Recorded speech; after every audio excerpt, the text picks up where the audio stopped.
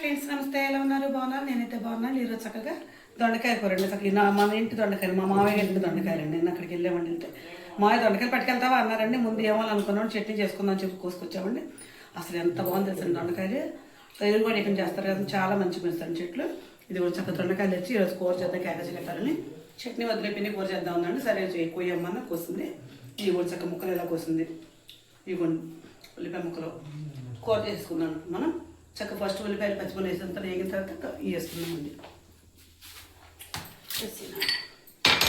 ఇది కొన్ని బాండీ పెట్టేస్తానండి. ఫస్ట్గా ఉల్లిపాయలు వేసేస్తున్నానండి.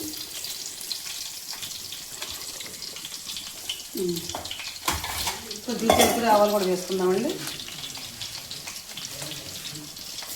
కొద్ది ఆవాలు,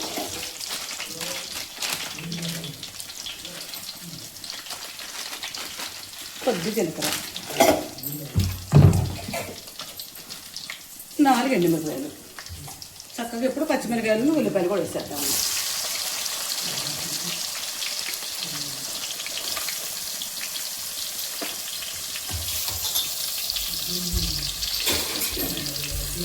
ఇది కూడా చక్కగా పచ్చిమిరపకాయలు, ఉల్లిపాయ ముక్కలు, చక్కగా ఎండుమిరపకాయలు, జీలకర్ర, ఆవాలు అన్నీ చక్కగా వేగేటట్టుగా చిన్న మంట మీద చక్కగా వేసుకున్నామండి.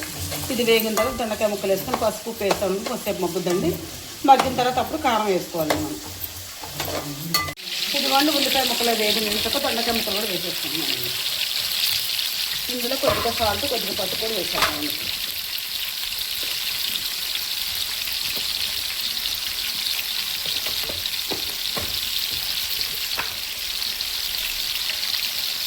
దీన్ని సరిపడా సాల్ట్ వేసుకున్నాము. అందుకు తాలూకా ఒక మళ్ళీ వేసుకున్నాము.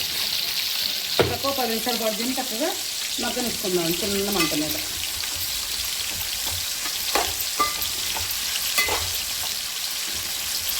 ఆయిల్ తక్కువ వాడాలని ఆయిల్ తక్కువ వేస్తున్నామండి ఈ మధ్యన.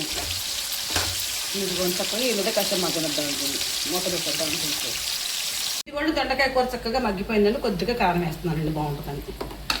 పచ్చిమిరకాయలు కోస్తే మా బుజ్జి గట్టిగా కోస్తుందండి. పచ్చిమిరకాయలతో కూర చేశాను ఎక్కువ శాతంగా. అది ఇది బాగోదని ఒకటి వేస్తుంది. నేను అది కొద్దిగా ఇది చేస్తానండి. ఇదిగోండి ఈ విధంగా చక్కగా దొండకాయ ముక్కలు మగ్గినాయండి.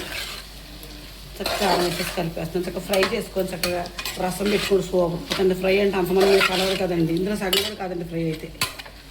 నేనైతే దొండకాయ కూర ఈ విధంగా చేసుకుంటాను. చక్కగా నేను చేసుకునే విధానం మీకు నచ్చితే నాకు ఒక లైక్ ఇచ్చేయండి ప్లీజ్. సబ్స్క్రైబ్.